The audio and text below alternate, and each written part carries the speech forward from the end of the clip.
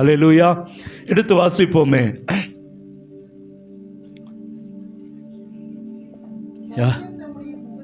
கர்த்தர் தம்முடைய முகத்தை உன்மேல் பிரசன்னமாக்கி உனக்கு சமாதானம் கட்டளையிட கடவர் என்பதே. கண்களை மூடுவோமா, எல்லாரும் சொல்லுவோமா, உங்க முகம் என் மேல பிரசன்னமாகட்டும். எனக்கு இன்னைக்கு ஒரு சமாதானத்தோடு நான் கடந்து போகணும் ஆண்டவரே. எங்களை கிருபையாய் நேசிக்கிற அன்பின் நல்ல தகப்பனே, இந்த காலை நேரத்தில், இந்த 4வது வாரத்தில் உம்மை நோக்கி நாங்கள் பார்க்கிறோம்.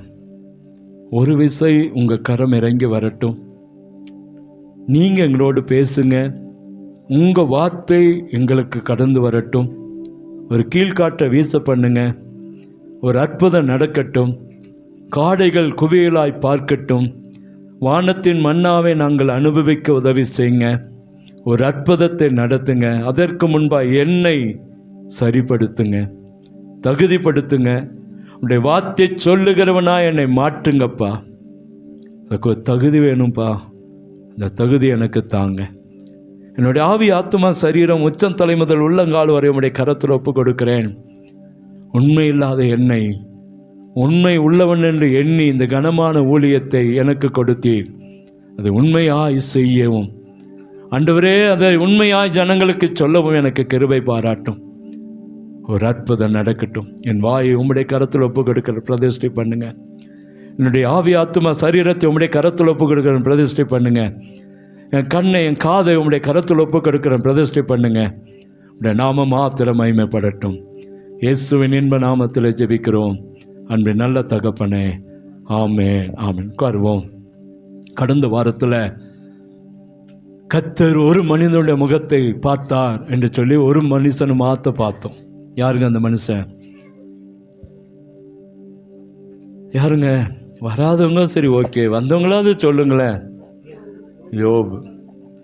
யோபு முகத்தை கர்த்தர் பார்த்தார். யோபின் முகத்தை கர்த்தர் பார்த்தார். அதனால் அவருடைய வாழ்க்கையில் நடந்த அற்புதங்கள், அடையாளங்களை நாம் பார்த்தோம். என்ன நடந்தது? அவனுடைய பிள்ளைகள் யாரு?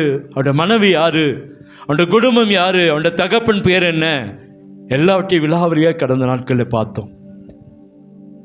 கர்த்தர் நல்லவர், கர்த்தர் நல்லவர். இந்த வாரமும் நாம் பார்க்க போகிற செய்தின்னு சொல்கிறோம். கர்த்தர், அந்த வசனத்தை இன்னொரு முறை வாசிங்களேன்.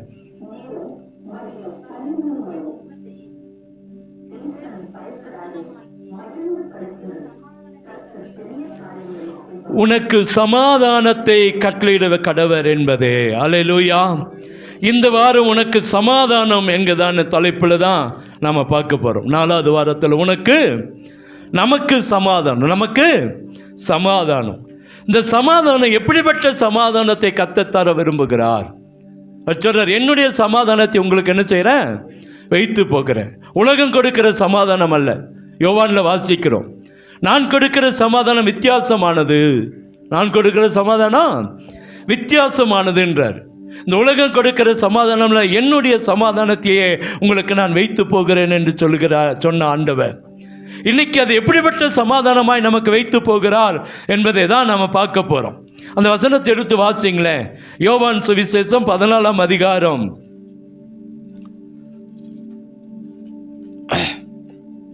27வது வசனம், 27வது வசனம். சமாதானத்தை உங்களுக்கு வைத்து போகிறேன், என்னுடைய சமாதானத்தையே உங்களுக்கு கொடுக்கிறேன். உலகம் கொடுக்கிற பிரகாரம் நான் உங்களுக்கு கொடுக்கிறதில்லை. உங்கள் இருதயம் கலங்காமலும் பயப்படாமலும் இருப்பதாக. அல்லேலூயா. உலகம் கொடுக்கிற சமாதானம் போல இல்லை. ஏன் அப்படின்னா, உலகம் கொடுக்கிற சமாதானம் அழிந்து போய்விடும். உலகம் கொடுக்கிற சமாதானம் அழிஞ்சிடும், கொஞ்ச நேரம்தான். ஆனால் தேவ சமாதானம் கடைசி வரைக்கும் நிலைத்து இருக்கும். இன்னொரு இடத்துல வாசிக்கிற, தேவ சமாதானம் உங்கள் இருதயங்களில் நிலைத்திருப்பதாக. தேவ சமாதானம் என்பது நிலையான ஆசீர்வாதம். அல்லேலூயா. இன்னைக்கு எப்படிப்பட்ட சமாதானத்தை கர்த்தர் நமக்கு தருகிறார் என்று சொல்லி எடுத்து வேதாகமத்தில் வாசிப்போம். லேவியராகமம் புத்தகம் 26ஆம் அதிகாரம் 6ஆம் வசனம். லேவியராகம புஸ்தகம் 20. தேசத்தில் சமாதானம் கட்டளிடுவேன், தத்தளிக்க பண்ணுவார் இல்லாமல் படுத்துக் கொள்வீர்கள். துஷ்டமிருகங்கள் தேசத்தில் இராதபடி ஒளிய பண்ணுவேன், பட்டயம் உங்கள் தேசத்தில் உலாவுவதில்லை. அல்லேலூயா. சமாதானம் எப்படிப்பட்ட சமாதானத்தை கர்த்தர்? தத்தளிப்பில்லாத, எப்படி? தத்தளிப்பில்லாத சமாதானம். பிரச்சனையோடு இருக்கிற, வேதனையோடு இருக்கிற, போராட்டத்தோடு இருக்கிற சமாதானம் அல்ல. தத்தளிப்பில்லாத, பிரச்சனை இல்லாத, வேதனை இல்லாத சமாதானத்தை கர்த்தர் நமக்கு வைத்திருக்கிறாராம். நிறைய சமாதானங்கள் இருக்கிறது. அதில் இன்னைக்கு கர்த்தர் கொடுக்கிற சமாதானம் எப்படிப்பட்ட சமாதானம்னா தத்தளிப்பில்லாத சமாதானம். அல்லேலூயா. பிரச்சனைகள், வேதனைகள், கண்ணீர்கள், கவலைகளோடு இருக்கிறது சமாதானம் இல்லை. இவை இல்லாமல் இருக்கிற ஒரு சமாதானத்தை கர்த்தர் நமக்கு தர விரும்புகிறார். அல்லேலூயா. சொல்ல மாட்டீங்களா? ஏன் அப்படின்னா சொல்றாரு, துஷ்டமிருகம் தேசத்தில் இல்லை. துஷ்டமிருகம் தேசத்தில் ஒளிய பண்ணுகிறார். பட்டயம், யுத்தங்கள் தேசத்தில் இல்லாமல் போக பண்ணுகிற கர்த்தர் நம்மோடு இருக்கிறதுனாலே தத்தளிப்பு இல்லை, பயம் இல்லை, நடுக்கம் இல்லை, திகில் இல்லை, வேதனை இல்லை. கர்த்தர் சமாதானமாய் நம்மை மாட்ட விரும்புகிறார். ஏன் அப்படின்னா உலகத்தில் யார் எப்படிப்பட்ட தத்தளிப்பு இருக்கிறது எடுத்து நீங்கள் வாசித்து பார்த்தீங்கன்னா உலகத்தில் நிறைய தத்தளிப்புகள் இருக்கிறது. எடுத்து வாசிங்களேன். லேவியராகமம் 26:5 எடுத்து வாசிங்களேன். சாரி, யோபு 26:5. யோபு 26:5.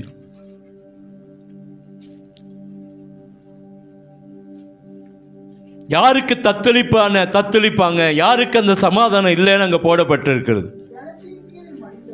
ஜலத்தின் கீழ் மடிந்தவர்களுக்கு, அவர்களோடு தங்குகிறவர்களுக்கு என்ன இல்லை? தத்தளிப்பு உண்டு. எங்க தத்தளிப்பு இருக்கும் அப்படின்னா தண்ணீரில் அழிந்து போகிறவர்களுக்கு தத்தளிப்பு இல்லையா?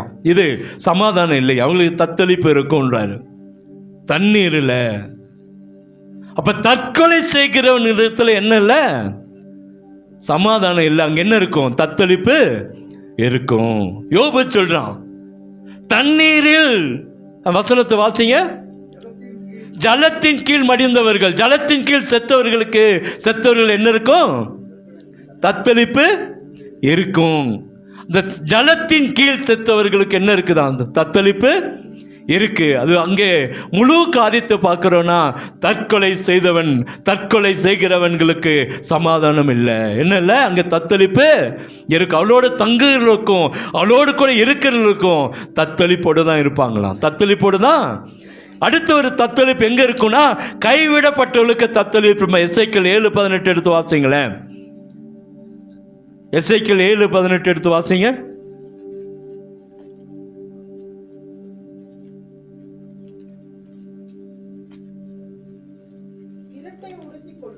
இரட்டை உடுத்திக் கொள்வார்கள்,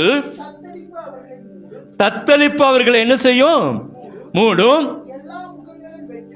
எல்லா முகங்களும் வெட்கப்படும், எல்லா தலைகளும் என்ன செய்யப்படும்? மொட்டையிடப்படும். இது யாரை குறிக்குது? அந்த அதிகாரத்தை நீங்க வாசித்து பார்த்தீங்கன்னா கைவிடப்பட்டவர்கள். தேவனுடைய வருகையில் கைவிடப்பட்டவர்கள் தத்தளிப்பாங்களாம். இப்போ நீங்களும் நான் தத்தளிக்க கூடாதுன்னு தான் கர்த்தர் தத்தளிப்பு இல்லாத சமாதானத்தை உங்களுக்கு நான் தருவேன்றாரு. ஆண்டவருடைய வருகையில நீங்களும் நான் என்ன செய்யப்படணும்? எடுத்துக்கொள்ளப்படணும். கைவிடப்பட்டவர்களுக்கு அந்த அதிகாரத்தில் நீங்க வாசித்து பார்த்தீங்கன்னா தெரியும். தேசத்தில் 4 முலைகளிலும் முடிவு வரும். இப்பொழுதே உண்மையில முடிவு வருகிறது. கோபத்தை உண்மையில் வருவித்து உன் வழிகளுக்கு தகுந்த உன்னை நியாயம் தீர்த்து உன்னை எல்லா அருவருப்புகளின் பலனையும் உண்மையில் வர பண்ணுவேன்னு சொல்லி 7:3 சொல்றாரு. கைவிடப்பட்டவன், பாவத்தில் இருக்கிறவனுக்கு தத்தளிப்பு இருக்கும். தத்தளிப்பு இருக்கும். அதே எசேக்கியேல் புத்தகத்தில் 7:18 தான் இப்போ வாசித்தோம். அதில் பார்க்குற அதே லூக்கா 21:25 எடுத்து வாசிங்களேன். 21:25. சூரியனிலும் சந்திரனிலும் நட்சத்திரங்களிலும் அடையாளங்கள் தோன்றும், பூமியின் மேலுள்ள ஜனங்களுக்கு தத்தளிப்பும் இடுக்கணும் உண்டாகும், சமுத்திரமும் அலைகளும் முழக்கமாயிருக்கும். அல்லேலூயா. சூரியனிலும் சந்திரனிலும் நட்சத்திரங்களிலும் அடையாளங்கள் தோன்றும். பூமியின் மேலுள்ள ஜனங்களுக்கு தத்தளிப்போம். பூமியின் மேலுள்ள ஜனங்களுக்கு, பூமியை நம்புகிற, உலகத்தை நம்புகிற, இந்த உலகத்தில் இருக்கிற மனுஷனை நம்புகிற, விக்கிரகத்தை நம்புகிற ஜனங்களுக்கு தத்தளிப்பு இருக்கும். அல்லேலூயா. தேவ பிள்ளைகளுக்கு என்ன இருக்காது? தத்தளிப்பு இல்லை. அப்ப ஆண்டவர் சொல்ற தத்தளிப்பு இல்லாத ஒரு சமாதானத்தை கர்த்தர் நமக்கு தரப்போகிறார். அடுத்தது நியாயாதிபதிகள் 6:23 எடுத்து வாசிங்களேன். நியாயாதிபதிகள் 6:23 யாருக்கு சமாதானத்தை கர்த்தர் தருகிறார்?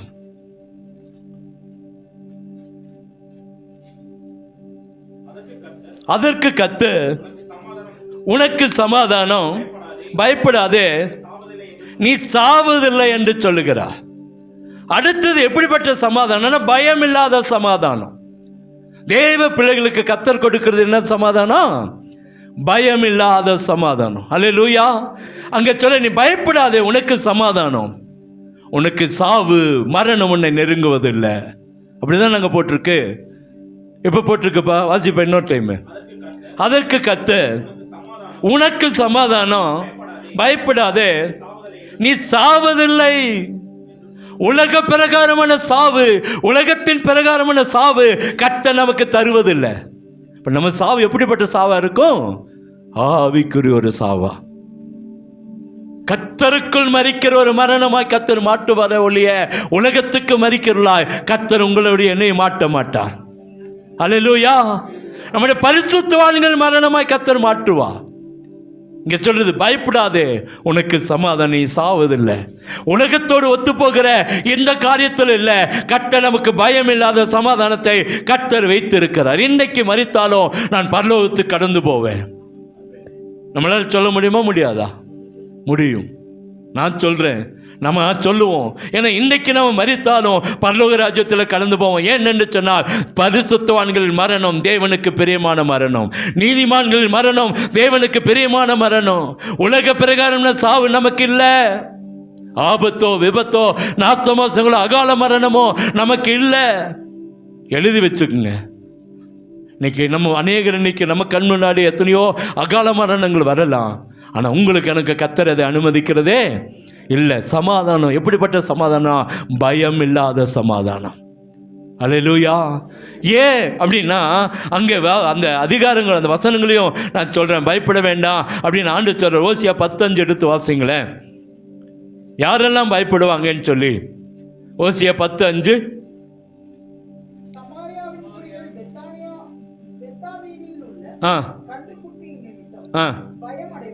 பயம் அடைவார்கள். விக்கிரகத்தை வணங்குறவர்களுக்கு பயம் இருக்கும் மரணத்தை குறித்து. கன்றுக்குட்டி நிமித்தம் பயம் அடைவார்கள். அல்லேலூயா. ஆண்டவர் மோசையோடு பேசி கொண்டிருக்கிறார். 10 கட்டளைகளை மோசைக்கு கொடுத்து கொண்டிருக்கிறார். இது ஜனங்களுக்கு கொடு என்று சொல்லி, அதற்குள்ளாக ஆரோன் ஒரு கன்றுக்குட்டியை செய்தான். ஒரு கன்றுக்குட்டிய அவன் சொல்றான், இதுதான் இனி நம்மளை நடத்த. அவன் சொல்லியிருக்கிறான், நான் உங்களை நடத்துறேன்ப்பா, நான் இருக்கிற மோசை இல்லாட்டி என்ன, நான் உங்களை நடத்துறேன். மோசைக்கு நான் அண்ணன் சொல்லியிருக்கலாம். அவன் மோசை விட 5 வயது பெரியவன் நான், அதனால நான் உங்களை நடத்துறேன்னு சொல்லியிருக்கேன். இல்லை, அவன் செய்யல. ஒரு கன்றுக்குட்டியை செய்து இதுதான் உங்களை நடத்தும்னு சொன்னான். அந்த கன்றுக்குட்டி நிமித்தம் அநேகர் செத்து போனாங்க. அவங்களுக்கு பயம் இருந்தது. இன்னைக்கு விக்கிரகத்தை வணங்குகிற ஜனங்களுக்கு பயம் இருக்கும். நமக்கு பயம் இல்லாத சமாதானத்தை கர்த்தர் தருவார். எஸ்ஐயா 29:13 எடுத்து வாசிங்களேன்.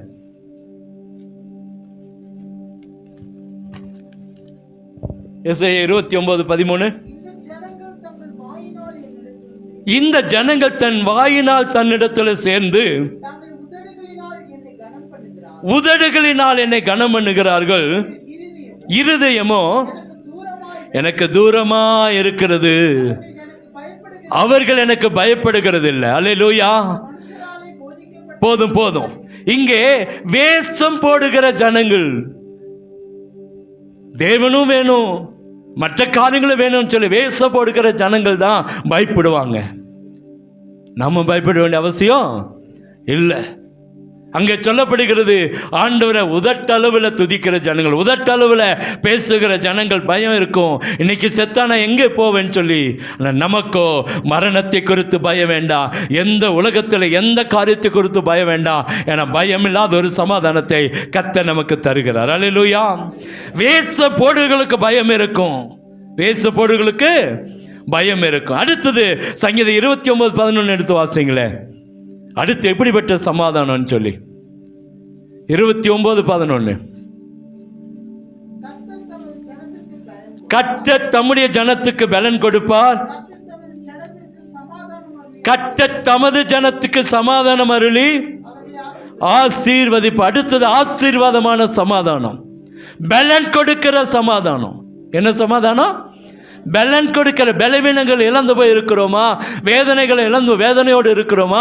கர்த்தர் சொல்லுகிற காரியம் இன்னைக்கு பலவீனத்தோடு இருக்கிற, வேதனையோடு இருக்கிற நம்மை பார்த்து சொல்கிறார், அவர்களுக்கு பலன் கொடுத்து நம்மை ஆசீர்வதிக்கிற சமாதானத்தை கர்த்தர் தருகிறார். அல்லேலூயா. அங்கே பலன், சமாதானம், ஆசீர்வாதம் ஒரே இடத்துல சொல்லுகிறார். வசனத்தை இன்னொரு முறை வாசிங்களேன்.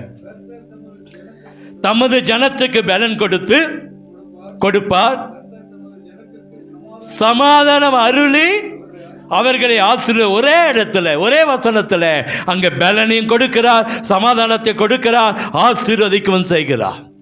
பலன் கொடுக்கிற ஆசீர்வாதத்தின் சமாதானத்தை கர்த்தர் நமக்கு வைத்திருக்கிறார். அல்லேலூயா. இந்த 22:15 எடுத்து வாசிங்களேன்.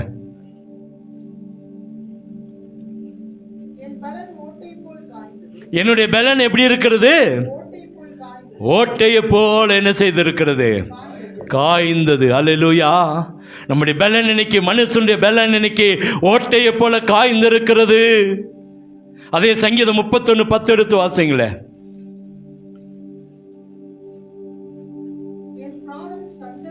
என் பிராணன் சஞ்சலத்தினாலும் என் வருஷங்கள் தவிப்பினாலும் கழிந்து போயிற்று, என் அக்கிரமத்தினால் என் பலன் என்னானது? குறைந்து வச்சு. போதும். இன்னைக்கு பலன் குறைந்து போய் இருக்கிறது, பலன் ஒரு ஓட்டை போல இருக்கிறது. சங்கீதம் 71:9 எடுத்து வாசிங்களேன். 71:9.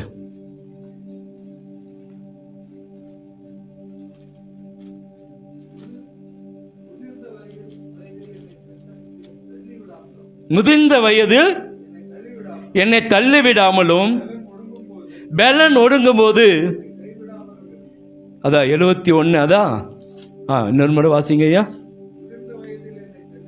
முதிர்ந்த வயதில் என்னை தள்ளிவிடாமலும் என் பலன் ஒடுங்கும் போது கைவிடாமலும் இரும். சங்கீதக்காரன் தாவீது கேட்கிறான், என் பலன் ஒடுங்கும் போது என்ன செய்யாதீங்க?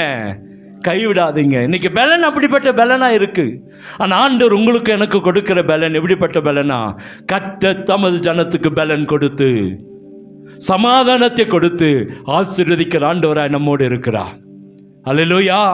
உலகத்தின் பலன் ஓட்டையை போல் இருக்கலாம், உலகத்தின் பலன் இன்னைக்கு வேதனையா இருக்கலாம், உலகத்தின் பலன் இன்னைக்கு கைவிடப்படுகிறதா இருக்கலாம். ஆனால் தேவனுடைய பலன் நமக்கு சமாதானத்தை கொடுத்து ஆசீர்வதிக்கிறதாய் இருக்கிற கர்த்தர் நம்மோடு இருக்கிறார்.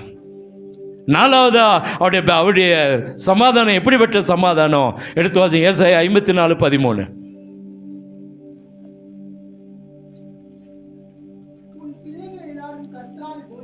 உன் பிள்ளைகள் எல்லாரும் கர்த்தரால் போதிக்கப்பட்டிருப்பார்கள், உன் பிள்ளைகளுடைய சமாதானம் பெரிதாயிருக்கும். அடுத்தது சொல்றாரு, நமக்கு மாத்திரம் இல்லைங்க, தத்தளிப்பில்லாத சமாதானத்தை தர, பயப்படாத சமாதானத்தை தர, நம்முடைய ஆசீர்வாதமான பலனான சமாதானத்தை தர, நமக்கு மாத்திரமல்ல நம்முடைய சந்ததிக்கும் கர்த்தர் ஆசீர்வாதத்தை சமாதானத்தை தருகிறாராம். உடைய பிள்ளைகளுடைய சமாதானம் எப்படி இருக்கும்? பெரிதா இருக்கும். பிள்ளைகள் என்பது தலைமுறையை குறிக்கிறது. நம்முடைய தலைமுறைக்கும் சமாதானத்தை கொடுக்க அவரால் முடியும். அல்லேலூயா. அவரால் நமக்கு சமாதானம் எப்படிப்பட்ட 4 வித சமாதானம். 1 தத்தளிப்பில்லாத சமாதானம், 2 பயமில்லாத சமாதானம், 3வது பலனை கொடுத்து ஆசீர்வதிக்கிற சமாதானம், 4வது நம்முடைய தலைமுறையை ஆசீர்வதிக்கிற சமாதானத்தை கர்த்தர் வைத்திருக்கிறார். அல்லேலூயா. அங்கே நல்ல போதனைகளை போதிக்கிற ஆண்டவர் எப்படிப்பட்ட சமாதானத்தை தராரா? நல்ல போதனை. பிள்ளைகளுக்கு நல்ல போதனைகளை கற்றுக் கொடுக்கிறவ நம்முடைய ஆண்டவர். நீங்களும் உங்கள் பிள்ளைகளுக்கு நல்ல போதனைகளை கற்றுக் கொடுங்க, நல்ல காரியங்களை கற்றுக் கொடுங்க. ஒவ்வொரு நாளும் காலையில் ஜெபிக்காம போகக்கூடாதுன்னு சொல்லுங்க, பைபிள் படிக்காம போகக்கூடாதுன்னு சொல்லுங்க, சாயங்காலம் வந்து ஜெபிக்காம எந்த காரியத்தையும் செய்யக்கூடாதுன்னு சொல்லி கொடுங்க. ஜெபம் ஜெபம் ஜெபம். பிள்ளைகளை இப்போ வந்து ஜெபத்தில் நடத்துங்க. சண்டே கிளாஸ்க்கு அனுப்பிச்சு விடுங்க. பிள்ளைகளை ஒருபோது வீட்டில் வைக்காதீங்க, உங்க கூட கூட்டிட்டு போகாதீங்க. இன்னைக்கு 8 பேர் சண்டே கிளாஸ்ல வந்தாங்க, சந்தோஷம். உங்க பிள்ளைகளை நீங்களே கூட்டிட்டு வரணும்னு நினைக்காதீங்க. நிறைய பேர் அப்படிதான் கொண்டு வரோம். ஏன் நான் போகும்போது கூட்டிட்டு போனா போதும், அப்படியெல்லாம் வந்தால் இன்னைக்கு சண்டே கிளாஸில் நிறைய பிள்ளைகள் ஆயிடுவாங்க. அல்லேலூயா. உங்கள் பிள்ளைகளை போதிக்கிற போதனையில் இப்பொழுதே சரியாக நடத்துங்க. ஜெபிக்க வைங்க, வேதத்தை வாசிக்க வைங்க, என்ன கொடுக்குறோன்றதை கேளுங்க. இன்னைக்கு ஒவ்வொருத்தருக்கும் நோட்டில் எழுதி கொடுத்துருக்கிறேன். ஒவ்வொரு சண்டே கிளாஸ் பிள்ளைகளுக்கும் இன்னைக்கு வசனங்கள் எழுதி கொடுத்துருக்குறோம். அவங்களே எழுத வச்சு சைன் போட்டு கொடுத்துருக்குறேன். வீட்டில் போனது பாருங்கள். உங்கள் பிள்ளைகளுக்கு என்ன கற்றுக் கொடுக்குறோம் இதை கேளுங்க. என்ன கதை சொன்னாங்க இன்னைக்கு சாம்னா, என்ன கதை சொல்லி நடத்துனாங்க கேளுங்க. இன்னைக்கு சண்டே கிளாஸ் டீச்சர் என்ன நடத்துனாங்க கேளுங்க. ஆண்டவர் நமக்கு நல்ல போதனைகளை கொடுக்கிற சமாதானத்தை கர்த்தர் கொடுக்கிறாராம். இன்னைக்கு போதனை, நிறைய போதனை வந்துருச்சுங்க, நிறைய இன்னைக்கு டாக்டரின் வந்துருச்சு. எங்கே போனாலும் சத்தியம் தான் போய் உட்காந்துடுறோம். ஆனால் அங்கே இருக்கிற ரகசியம் நிறைய பேருக்கு தெரியாமே போயிடும். நிறைய பேருக்கு தெரியறதில்ல. எல்லாம் சபைகள் தான், எல்லாம் போதனைகள் தான், எல்லாம் சபை தானே, எல்லாம் ஆவிக்குரிய சபை தானே, எல்லாம் சபைகள் தான். ஆனால் தேவ வார்த்தை உங்களிடத்தில் கிரியை செய்கிறதா என்பது தான் முக்கியம். ஒரு வார்த்தையாவது உங்கள் உள்ளத்தை தொட்டதா? நீங்கள் போகும்போது ஆண்டவர் என்னோட பேசினார் என்று சொல்லி திருப்தியாய் போக முடியுமா? நான் காலையில் சொன்ன பிள்ளைகளுக்கு என்னுடைய வீட்டில் என்னுடைய டைரி அதிகமாக இருக்கும். எங்கள் வீட்டில் ஒவ்வொரு நாட்களும் அந்த செய்திகள் எழுதப்பட்டிருக்கும். நான் என்னைக்கு ரட்சிக்கப்பட்டேனோ அன்றையிலேருந்து டைரி எழுதி கொண்டு இருக்கிறேன். என் வீட்டில் புஸ்தகத்தை விட டைரி அதிகமாக வச்சுருப்பேன். அது தூக்கி போடுறதே இல்லை. எந்த வீட்டுக்கு போனாலும் தூக்கிட்டு போகிறேன். மூட்டை மூட்டையாக 2 மூட்டை புக்கு மாத்திரம் இருக்கும். ஏன்னா அது பாதுகாக்கப்பட்டு இருக்கிறது. அல்லேலூயா. இந்த செய்தி நாளைக்கு ஒரு நாளைக்கு உங்களுக்கு திருப்பி பார்க்கலாம். பாஸ்டர் சொன்னது கரெக்ட் தானா? பாஸ்டர் சொன்ன செய்தி கரெக்ட் தானா? இங்கே சொல்லப்படுகிறது அந்த கடைசியில் நம் தலைமுறைகள் கட்ட நல்ல போதனையிலே போதிக்கப்படுகிற ஆசீர்வாதத்தை, சமாதானத்தை கற்றுத்தர. எந்த பிள்ளைகள் நல்ல போதனையில் வளருதோ அந்த பிள்ளைகளுக்கு சமாதானத்தை கற்றுத்தருவா. அல்லேலூயா. ஒவ்வொரு நாளும் போதிக்குங்க, சொல்லிக் கொடுங்க. கேட்டாலும் கேட்காட்டியும் பரவாயில்ல, சொல்ல வேண்டியது நம்ம கடமை. இன்னைக்கு இல்லாட்டி நாளைக்கு யோசனை பண்ணுவான், இன்னைக்கு இல்லாட்டி நாளைக்கு யோசனை பண்ணுவான். அன்னைக்கு டாடி சொன்னார், அன்னைக்கு மம்மி சொன்னாங்க, எங்கள் அப்பா சொன்னாங்க, எங்கள் அம்மா சொன்னாங்க. இளையகுமாரன் திருந்ததுக்கு ஒரே காரணம் அவனோட தகப்பனுடைய போதனை தான். சாதாரணமாக எளிமை நிற்கல, அவன் தகப்பன் நல்ல வழியில் நடத்தி இருக்கிறான். அதனால தான் அவனுடைய வாழ்க்கையில் ஒரு மீண்டும் ஒரு உயர்வை கர்த்தர் கொடுக்கிறார். தகப்பனுக்கு தெரியும், என் பையன் தவறான காரியத்துக்கு போயிருந்தாலும் திரும்பி வருவான், திரும்பி வருவான். ஆண்டவர் சொல்றாரு, இந்த பலன் இருக்கிற வரைக்கும் அவனை சிற்றை செய். ஏன்னா அவனுக்கு அடி கொடு, அவனை திருத்து, அவனை தண்டனை கொடு. முதிர் வயதில் அவன் உன்னை காப்பான், அவனுக்கு ஒரு மாற்றத்தை கத்த தருவா. இன்னைக்கு போதனைகளை மாறுபட்ட போதனைகள் வந்துருச்சு. நேற்று ஒரு மீட்டிங் போயிருந்தேன். இந்த இந்த கூட்டத்தோட கவுன்சிலிங் மீட்டிங் போயிருந்தோம். சரி, மதியானம் 1 மணி ஆச்சு, 2 மணி ஆச்சு. நான் வெளியே வந்தேன். ஒரு பையன் ஒளிஞ்சிட்ருக்கான். என்னை பார்த்தோன்னே அவனுக்கு என்னை எதிர்பார்த்துருக்கவே மாட்டான். அவன் பார்த்தோன்னே அப்படியே மூஞ்செல்லாம் வேர்த்துச்சு. ஸ்தோத்திரம் அங்கிள் அப்படின்னா. ஸ்தோத்திரண்டா, எங்கே இங்கே அப்படின்னா. மீட்டிங் வந்திருக்கிறான், தைரியமாக வந்து உட்காந்துருக்கலாம். அவன் நம்ம சபை விட்டு போன ஒரு பையன். நம்ம அவனை வரவேற்கிறோம், உள்ளே வந்து உட்காருந்தா கூப்பிட்றோம். ஆனால் எங்கேயோ போய் எப்படியோ சுற்றி அடித்து சரியான போதனைகள் இல்லாத அங்கங்கே ஓடிக்கொண்டு இருக்கிறான். ஏன் இதை சொல்கிறேன்னா, சரியாக நம்ம வளர்த்திட்டோன்னா நம்ம பிள்ளைகள் நமக்கு முத்திரை மோதிரங்களாய் மாறுவாங்க. ஏன் அப்படின்னா வேதாகமத்தில் சொல்லுது இன்னைக்கு போதனைகள் எப்படிப்பட்ட போதனைகள் என்று சொல்லி. நீதிமொழிகள் 6:13 எடுத்து வாசிங்களேன். இந்த வசனம் இன்னொரு முறை வாசிங்க. ஏசாயா 54:13.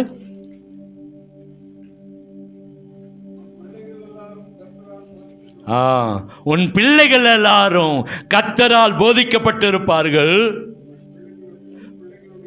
உன் பிள்ளைகளுடைய சமாதானம் பெரிதா. நான் வெளியே போயிட்டேன்னா நினைச்சேன், வார்த்தையை விட்டுட்டு வெளியே போயிட்டேன்னா, அந்த வார்த்தையை விட்டு எங்கேயோ போயிட்டேன்னா நினைச்சேன். ஆனால் கர்த்தருங்க சொல்ற, உன் பிள்ளைகள் எல்லாம் கர்த்தரால் போதிக்கப்பட்டிருப்பார்கள்.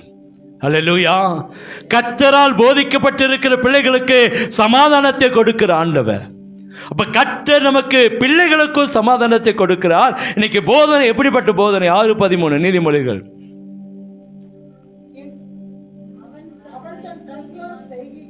நல்லா கேட்டுங்க, இன்னைக்கு போதனைகள் எப்படி இருக்குன்னு சொல்லி.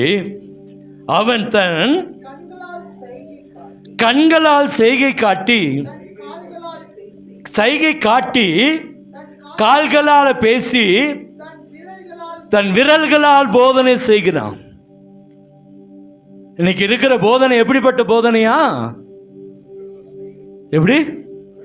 கண்களால் செய்கை காட்டி, தன் கால்களால் பேசி, தன் விரல்களால் போதனை செய்கிறான். இன்னைக்கு போதனைகள் வித்தியாசம்ன்றது அதான் சொல்ல வந்தேன். அப்படி கால்களால் பேசி விரல்களால் போதனை செய்கிறோம். அதனால தான் வாலிபர்களை, இன்னைக்கு நம்ம பிள்ளைகளை சரியான போதனைக்குள்ள என்ன செய்யுங்க, நடத்துங்க. அப்போஸ்தலர் 14:19.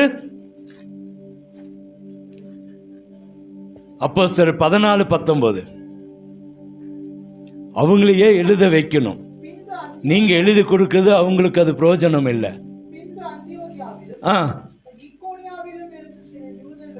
வந்து ஜனங்களுக்கு போதனை செய்து பவுலை கல்லிருந்து அவன் மரித்து போனான் என்று எண்ணி பட்டணத்துக்கு வெளியே இழுத்து கொண்டு போனான். இங்க ஒரு போதனை பாருங்க, மனுஷனை கொல்லுகிற போதனை, மனுஷனை கொல்லுகிற போதனை.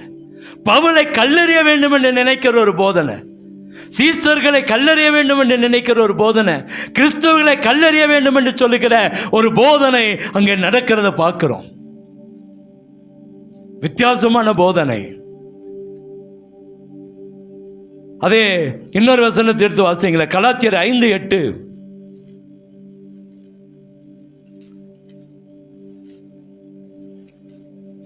கலாத்தியர் 5:8.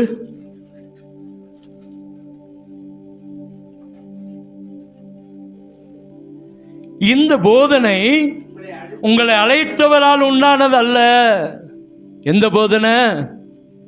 கள்ள போதனைகள், தெய்வமில்லாத போதனை உங்களை அழைத்தவரால் உண்டானது அல்ல. வெளிப்படுத்தின விசேஷம் 2:14. ஆகிலும் குறை உண்டு, விக்கிரகங்களை படைத்ததை புசிப்பதற்கும் வேசித்தனம் பண்ணுவதற்கும் போடும்படி பாலாக் என்பவனுக்கு போதனை செய்த பிலேயாமுடைய போதகத்தை கைக்கொள்கிறவர்கள் உன்னிடத்தில் உண்டு. அல்லேலூயா. அடுத்த போதனை எப்படிப்பட்ட போதனை பாருங்க. ஆனாலும் என் முன்பேரில் எனக்கு ஒரு குறையே உண்டு. என்ன குறைனா, விக்கிரங்களுக்கு படைத்தலை புசிப்பதற்கும் வேசித்தனம் பண்ணுவதற்கும் ஏதுவான இடரலை இஸ்ரவேல் புத்திரர் முன்பாக போடும்படி பாலாக் என்பவனுக்கு போதனை செய்த பிலேயாமுடைய போதகத்தை கைக்குள் உன்னிடத்தில் உண்டு. இன்னைக்கு விக்கிரகத்தை வணங்கலாம், அல்லது இன்னைக்கு கிரேஸ், அதாவது பெரிய மகிமை ஊழியம், இன்னைக்கு இப்படிப்பட்ட காரியங்களை சொல்லலாம்னு சொல்லி இன்னைக்கு அநேக காரியங்களை சொல்லலாம். இன்னைக்கு ஓவர் கிரேஸ்னெல்லாம் வந்துருச்சு. இன்னைக்கு மகிமையின் உபதேசங்கள் வந்துருச்சு. எது செஞ்சாலும் தப்பு இல்லை, எது செஞ்சாலும் தப்பு இல்லை, பரலோகத்துக்கு போயிடலாம். இன்னைக்கு ஜனங்களை வஞ்சிக்கிற ஆவிக்கிரியை செய்கிறது. இப்படிப்பட்ட போதனைகளுக்கு நம்முடைய பிள்ளைகளை சரியாய் நடத்தணும். அல்லேலூயா. ஏன் பிள்ளைகளை சரியாக நடத்துங்க, ஏன் ஜெபிக்க வைங்க, ஏன் வேதத்தை வாசிக்க வைங்கன்னு சொல்கிறோம், ஏன் நீங்களும் வேதத்தை வாசிக்கணும் ஜெபிங்கன்னு சொல்கிறோம். நம்ம கைவிடப்பட்டுள்ளாய் போய்விடக்கூடாது என்பதற்காக தான். இன்னைக்கு போதனைகள் பல விதங்களில் வந்து இருக்கிறது. நிற்கிறேன் என்கிறவன் விழாமல் இருக்க வேண்டும் என்று கர்த்தர் விரும்புகிறார். அல்லேலூயா. நிற்கிறேன் என்று எண்ணுகிறவன் என்ன செய்யக்கூடாதான்? விழாதிருக்க கடவன். எவனை விழுங்கலாம் என்று வகை தேடி சுட்டி தெரிகிறவன் இன்னைக்கு வகை தேடி நம்மத்திலே கடந்து வந்திருக்கிறான். வாசற்படியில பாவம் படுத்திருக்கிறது என்று சொல்லப்படுகிறது. அப்ப தேவ போதனையோடு இருக்கிற பிள்ளைகளுக்கு சமாதானம். பிள்ளைகளுக்கு மாத்திரம் இல்லை, நமக்கும். தேவ போதனை என்ன, உலகத்தின் போதனை என்ன, சரியா யார் இது அடிக்கடி சொல்லுவேன். அன்றுட்டு கேட்கிற காரியம் பகுத்தறிகிற அறிவை, அந்த பகுத்தறிகிற ஆவியை நமக்கு கத்த தரணும். என்னாவே ஒரு வரம் இருக்குது, பகுத்தறிகிற வரம். எந்த ஆவி என்ன நல்ல ஆவின்னு சொல்லி கண்டுபிடிக்கிற ஒரு ஆவி நமக்குள்ள வேணும். ஆனா ஏதை சொல்றேன்னா, நமக்குள்ள இப்படிப்பட்ட அபிஷேகம் இருந்துச்சுன்னா நிச்சயமா ஒரு அற்புதத்தை, நல்ல போதனை. இன்னைக்கு நிறைய பேர் வீட்டுக்கு வருவாங்க, நிறைய பேர் ட்ராக்ஸ் எடுத்தால வரலாம். ஆனால் அவர்களை நம்ம வீட்டுக்குள்ளே ஏற்றுக்கொள்கிறது மகா பெரிய பாவமாக மாறிடும். தெரியுமா? அவங்க தானே சர்ச்சுக்கு போகிறவங்க தானே, கிறிஸ்டின் நாட்கள் தானே, வெள்ளை சாலை தானே கட்டிட்டு இருந்தாங்க, நகை எதுவும் போடலையே, எல்லாம் உண்மைதான். உள்ள இருக்கிற ஆவி நல்ல ஆவி இல்லை. அல்லேலூயா. இந்த 4 காரியங்கள் அங்கே. முதல் காரியம் தத்தளிப்பில்லாத சமாதானம், 2வது பயமில்லாத சமாதானம், 3வது ஆசீர்வாதமான சமாதானம், 4வது நல்ல போதனையில் போதிக்கப்பட்ட நம் தலைமுறைக்கும் கொடுக்கிற சமாதானம். யாருக்கு சமாதானம்? இந்த சமாதானத்தை ஒரே ஒரு காரியத்தை சொல்லி முடிச்சாரேன். இந்த சமாதானம் நமக்கு கிடைக்கணும்னு நம்ம என்ன செய்யணும்? இந்த 4 சமாதானம். 1 தத்தளிப்பில்லாத சமாதானம், அடுத்தது பயம் இல்லாத சமாதானம், 3வது பலனை கொடுத்து ஆசீர்வதிக்கிற சமாதானம். அதை மறந்துடக்கூடாது. ஆசீர்வாதம் எப்படிப்பட்ட ஆசீர்வாதம்? பலனை கொடுத்து ஆசீர்வதிக்கிற சமாதானம். 4வது நம்முடைய தலைமுறைக்கு சமாதானம். அது எப்படிப்பட்ட சமாதானம்னா, நல்ல போதனைகளை போதிக்கிறவர்களுக்கு, நல்ல போதனை கைக்கொள்ளுகளுக்கு சமாதானம். நல்ல போதனைகளை கைக்கொள்ளுகளுக்கு சமாதானம். நம்ம நல்ல போதனைகளை கைக்கொள்ளுகிறோம், நமக்கு சமாதானம். இந்த சமாதானக்கு பாத்திரவான்கள் யாரு? எடுத்து வாசிங்களேன். மத்தேயு 10:13.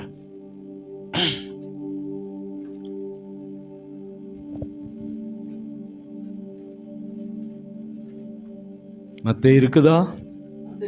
அந்த வீடு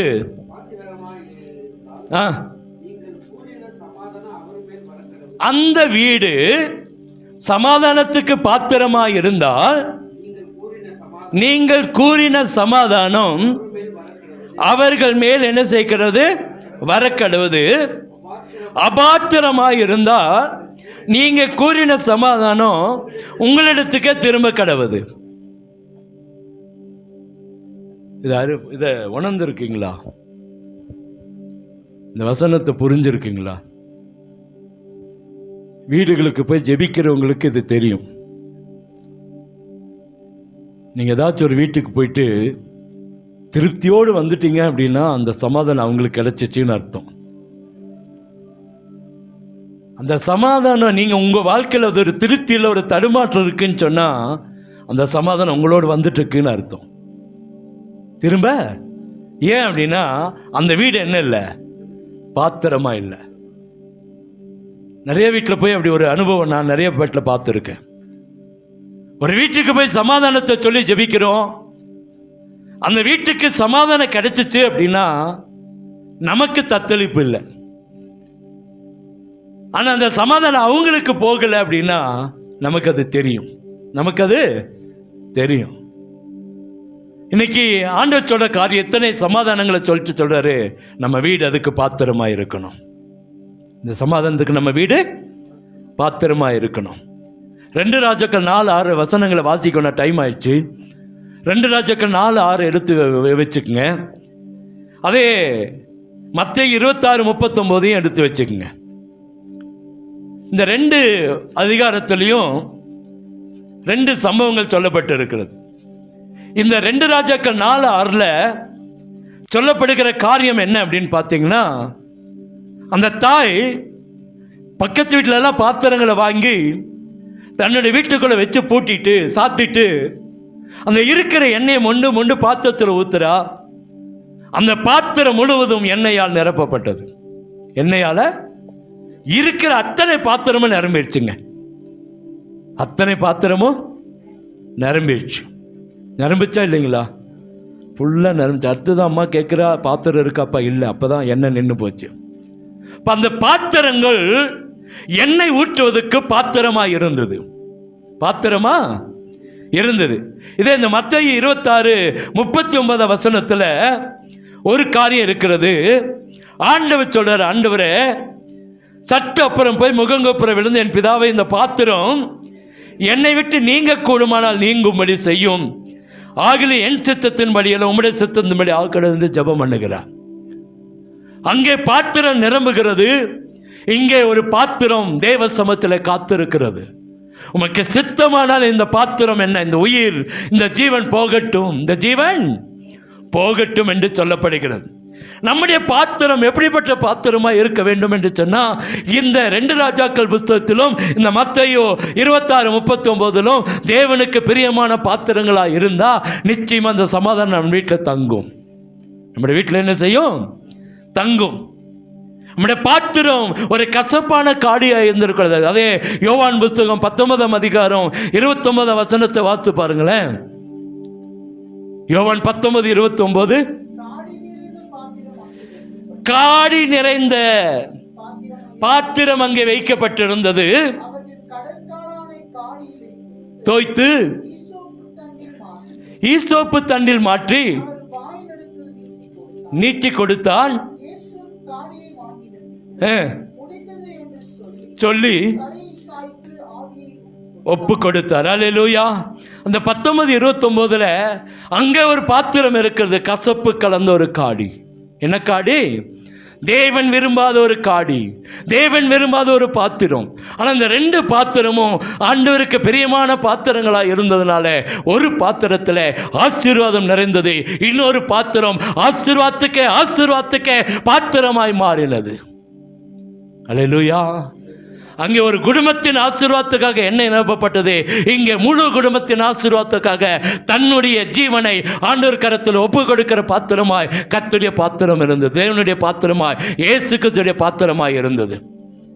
இங்கே இன்னொரு பாத்திரத்தை பார்க்கிறோம். அது கசப்பு கலந்த காடி உள்ள பாத்திரம். கசப்பு கலந்த காடி உள்ள பாத்திரம். அல்லேலூயா. இப்போ நீங்களும் நானும் எப்படிப்பட்ட பாத்திரங்களாக இருந்தா நம்முடைய வீட்டில் இந்த சமாதானம் தங்கும் அப்படின்னா, மேலே அந்த பாத்திரம் நமக்கு பிரியமான, தேவனுக்கு பிரியமான பாத்திரமாக இருக்கும் என்று சொன்னால் நிச்சயமாக ஒரு அற்புதத்தை கர்த்தர் செய்வார். அல்லேலூயா. இன்னொரு சம்பவத்தை நான் சொல்லி முடிச்சிடுறேன். அதே புத்தகத்தில் யோசேப்பு சிறைச்சாலைக்கு கடந்து போகிறான். அங்கே அவன் தேவனால் உயர்த்தப்படுகிறான். அங்கே அவன் தான் நிதி அமைச்சராக இருக்கிறான். அங்கே எல்லா ஜனங்களுக்கும் படி அளக்கிறவனாக இருக்கிறான். தன்னுடைய தம்பி அண்ணன் எல்லாம் அவனிடத்தில் போய் ஆகாரங்களை அங்கே இருக்கிற அந்த தானியங்களை வாங்க போகிறாங்க. இப்போ பாருங்க, அவன் உபயோகப்படுத்துகிற ஒரு பாத்திரம் அவன் தம்பியோடைய சாக்கு பையில் இருக்கிறது, போட்டான். ஏன் அப்படின்னா, இவன் எனக்கு சொந்தக்காரன், இவன் எனக்கு என் சொந்த தம்பி, என் ரத்தம், என்னோடு கூட பிறந்தவன். அதை நிரூபிப்பதற்காக அவனுடைய பாத்திரத்தில், அவனுடைய பையில மாத்திரம் பாத்திரம் போடப்பட்டிருக்கிறது. வழியில் வராங்க. 44 அதிகாரத்தில் வாசித்து பார்த்தீங்கன்னா தெரியும். 12 வசனத்தை வாசித்து பார்த்தீங்கன்னா தெரியும். மூத்தவன் சாக்கு முதல் இளையவன் சாக்கு மட்டும் அவன் சோதிக்கும் போது அந்த பாத்திரம் பென்யமீனுடைய சாக்கில் கண்டுபிடிக்கப்பட்டது. 17 வசனம், அதற்கவன் அப்படிப்பட்ட செய்கை எனக்கு தூரமாக இருப்பதாக, எவன் வசத்தில் பாத்திரம் கண்டுபிடிக்கப்பட்டதோ அவனே எனக்கு அடிமையாக இருப்பான், நீங்களோ சமாதானத்தோடு உங்கள் தகப்பனத்தில் போங்கன்றான். அந்த அடிமை இங்கே பார்க்குறது, இது சமாதானமான அடிமை. அவனை தன்னுடைய தம்பி என்பதை ஜனங்களுக்கு நிரூபிக்க, தன்னுடைய சொந்த ரத்தம் என்பதை நிரூபிக்க இவனுடைய பாத்திரம் அங்கே அவனுடைய பையிலே போடப்பட்டது. அல்லேலூயா. நாம் அப்படியாய் மாறணும். தேவனுடைய பாத்திரம் நம்முடைய கரத்தில் இருக்கிறதாய், நம்முடைய கரத்தில் கண்டுபிடிக்கிற பாத்திரமாய் இருக்க வேண்டும். ஜனங்கள் நம்மிடத்தில் பார்த்து சொல்லணும், இது தேவனுடைய பிள்ளை, தேவனுடைய பாத்திரம் என்று சொல்லுகிற அளவுக்கு நம்மை நாம் மாட்டிக்கொள்வோம் என்று சொன்னால் நாம் பார்த்த அத்தனை சமாதானங்களையும் கர்த்தர் நமக்கு தருவார். கண்களை மூடுவோமா? தத்தளிப்பில்லாத சமாதானம், பயமில்லாத சமாதானம், பலனோடு ஆசீர்வாதத்தை கொடுக்கிற ஒரு சமாதானம், நல்ல போதனையில போதிக்கப்பட்ட பிள்ளைகளுக்கு கிடைக்கிற சமாதானம் கர்த்தர் நமக்கு கொடுக்க விரும்புகிறார். இந்த சமாதானத்தை பெற்றுக்கொள்ள நாம என்ன செய்யணும்? பாத்திரவான்களாய் மாறணும்.